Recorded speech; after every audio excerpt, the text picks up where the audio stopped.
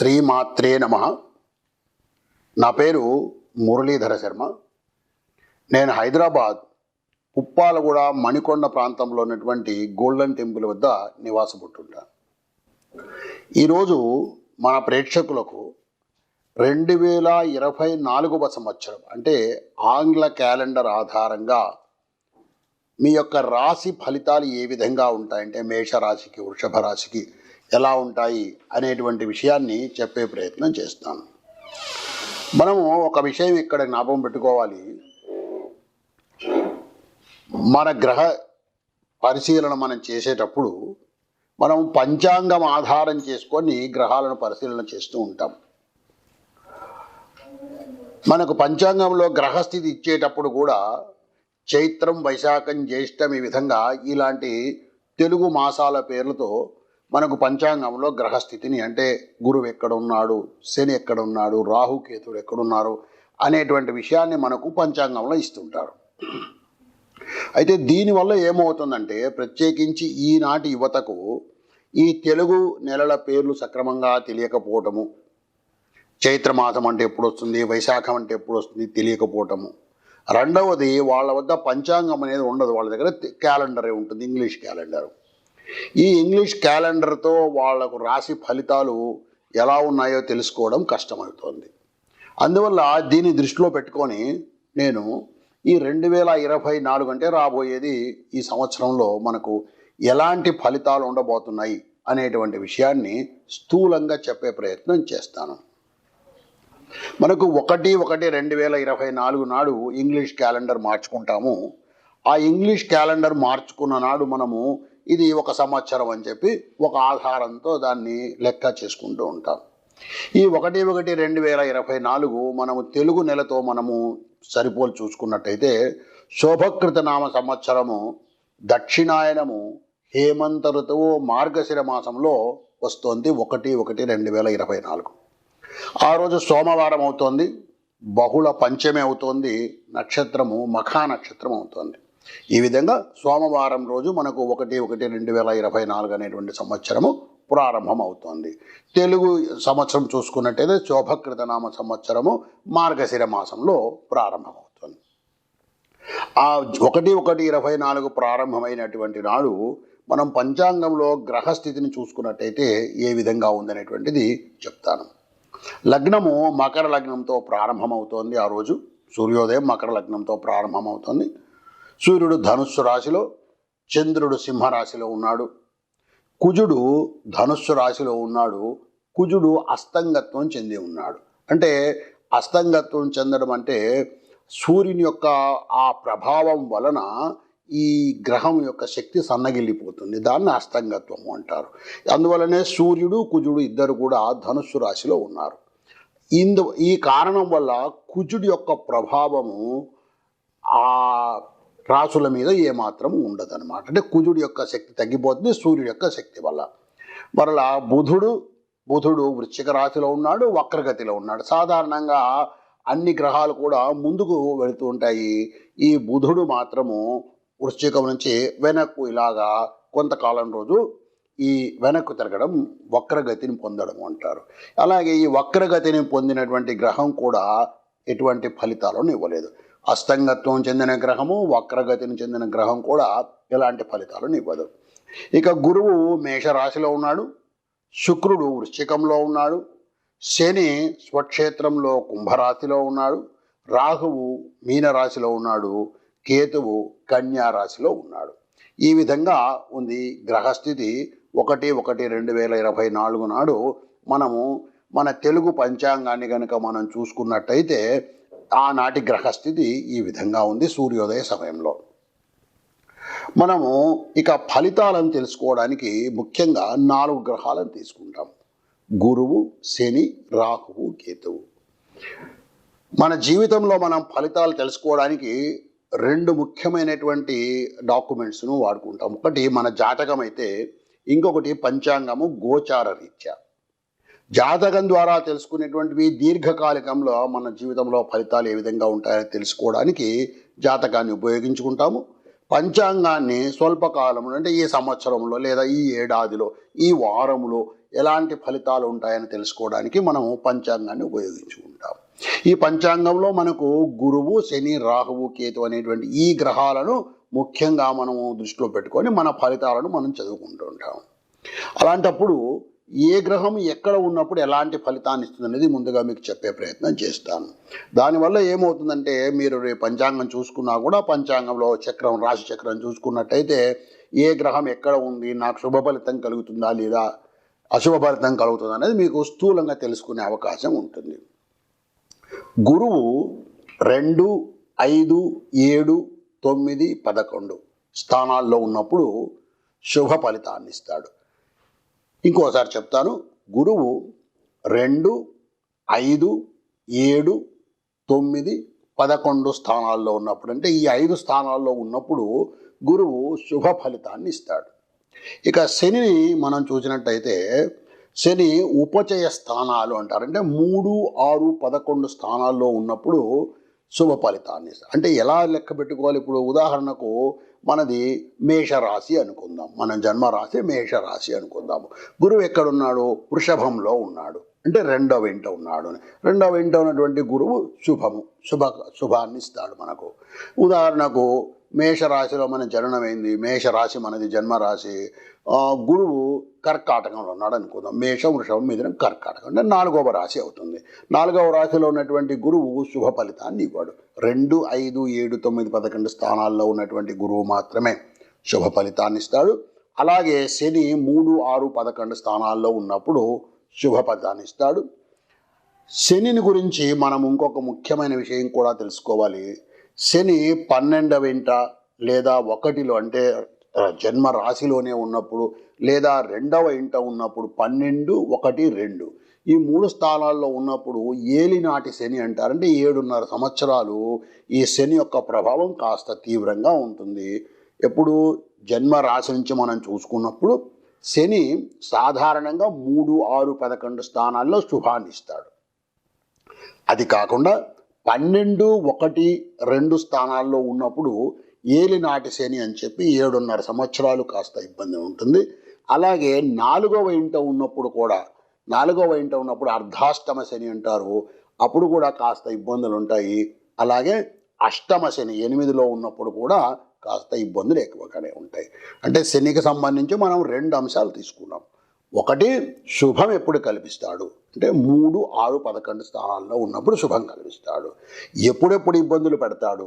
12, 1, 2 అలాగే 4, 8 స్థానాల్లో ఉన్నప్పుడు కూడా శని ఇబ్బంది పెడతాడు. ఇక రాహుకేతువులు, ఈ రాహుకేతువులు కూడా మనకు 3, 6, 10, 11 స్థానాల్లో, అంటే ఈ 4 స్థానాల్లో ఉన్నప్పుడు మనకు శుభాన్ని ఇస్తారు. ఈ విధంగా స్థూలంగా మనము మన రాశి చక్రాన్ని చూస్తున్నప్పుడు మన రాశి ఏమిటి మనకు తెలిస్తే, ఆ రాశి నుంచి గురువు ఎక్కడ ఉన్నాడు, శని ఎక్కడ ఉన్నాడు, రాహుకేతువు ఎక్కడున్నారనేటువంటి విషయాన్ని మనం చూసుకోగలిగితే మనము శుభంగా ఉంటుందా లేక ఇబ్బందులు ఉంటాయనేటువంటి విషయాన్ని స్థూలంగా తెలుసుకునే అవకాశం ఉంటుంది. తరువాత ఈ 2024వ సంవత్సరంలో గురువుకు మాత్రమే చలనం ఉంది. అంటే 2023లో ఉన్నటువంటి స్థితి నుంచి 2024లో గురువు మాత్రమే మారుతున్నాడు. గురువు మేషరాశి నుంచి వృషభ రాశికి 1/5/2024 నాడు మారుతున్నాడు. అంటే గురువు యొక్క చలనం ఉంది. గురువు ప్రస్తుతము మేషరాశిలో ఉన్నాడు. మేషరాశి నుంచి 1/5/2024 నాడు వృషభ రాశికి వెళ్తాడు. తర్వాత శని కుంభరాశిలోనే ఉన్నాడు, రాహువు మీనములో ఉన్నాడు, కేతువు కన్యా రాశిలో ఉన్నాడు. ఈ విధంగా ఈ 2024వ సంవత్సరంలో ఈ 4 గ్రహాల యొక్క స్థితి ఈ విధంగా ఉంటుంది. మే వరకు మేషంలో ఉన్నటువంటి గురువు వృషభంలోకి వస్తాడు, శని కుంభంలోనే, అలాగే 2024 పూర్తిగా ఉంటాడు, రాహువు మీనములో ఉంటాడు, అలాగే కేతువు కన్యా రాశిలో ఉంటాడు.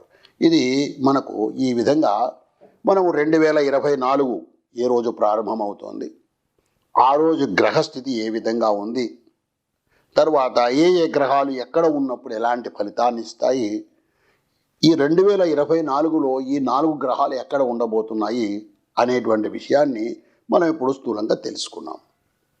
ఇప్పుడు మనము మేషరాశి యొక్క ఫలితాన్ని ఈ 2024లో తెలుసుకునే ప్రయత్నం చేద్దాం.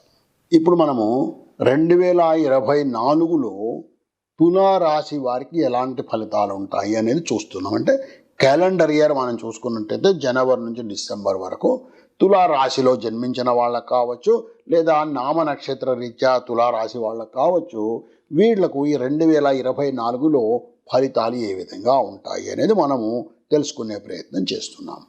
2024 జనవరి ఎత్తుకోగానే జనవరి ప్రారంభంలోనే చాలా శుభంగా ఉంది అని చెప్పవచ్చు. ఆరోగ్యం బాగుండే అవకాశం ఉంది, బంధు దర్శనము ఎక్కువగా జరిగే అవకాశం ఉంది, బంధువులతో కలిసి ఎక్కువగా తిరిగే అవకాశము ఈ జనవరి నెలలో కనబడుతోంది.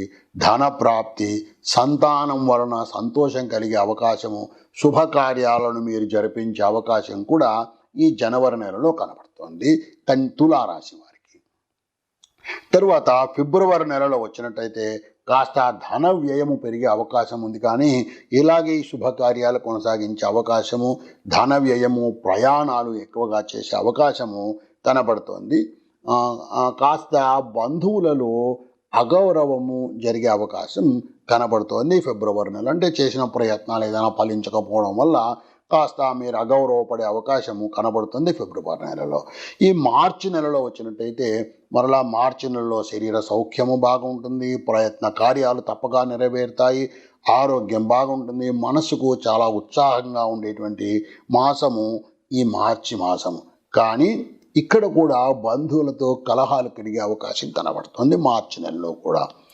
ఏప్రిల్ నెలలో మనం పరిశీలించినట్టయితే తులారాశి వారికి సంపూర్ణ ఆరోగ్యము, ప్రయత్న కార్యసిద్ధి, ఈ విధంగా ధనధాన్య వృద్ధి, ప్రత్యేకించి 4వ వారంలో ఫలితాలు బాగా గొప్పగా ఉండే అవకాశం ఏప్రిల్ నెలలో ఈ తులారాశి వారికి ఉంది.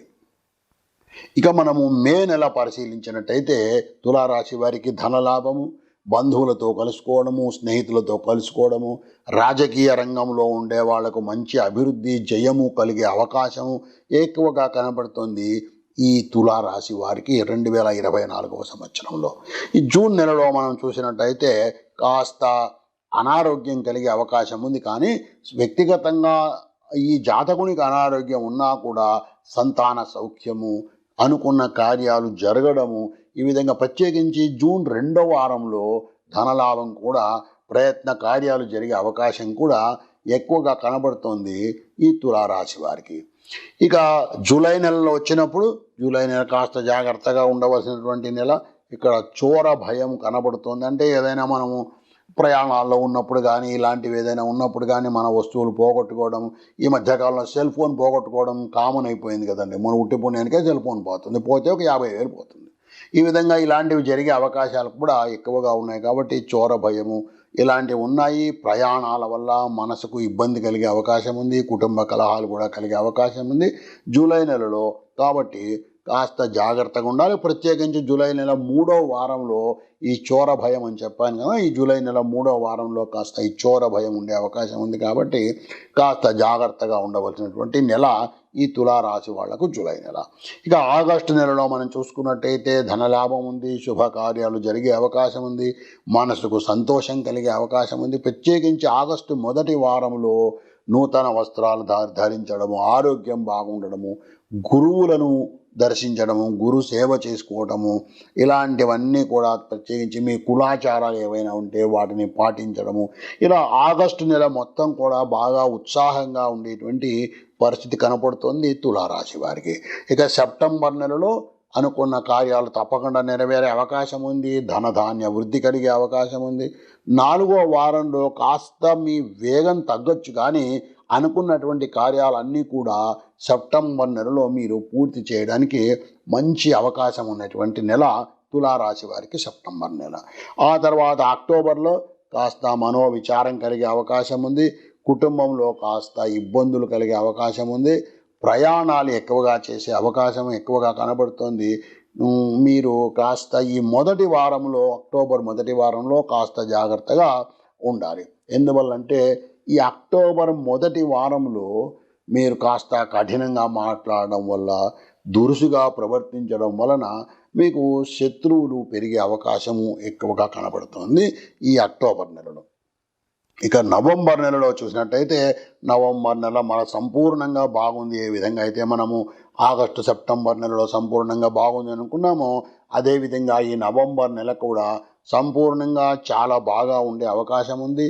అనుకున్న ప్రయత్నాలన్నీ జరిగే అవకాశం ఉంది. కాస్త శరీరానికి బడలిక శ్రమ కలిగినా కూడా మీరు అనుకున్న ఫలితాన్ని ఈ నవంబర్ నెలలో పొందే అవకాశం ఎక్కువగా ఉంది తులారాశి వాళ్ళు. ఈ డిసెంబర్ నెలకు వచ్చినట్టయితే కాస్త ప్రయాణాలు పెరిగే అవకాశము, దానివల్ల ధన వ్యయం కలిగే అవకాశం కూడా ఎక్కువగా కనబడుతుంది.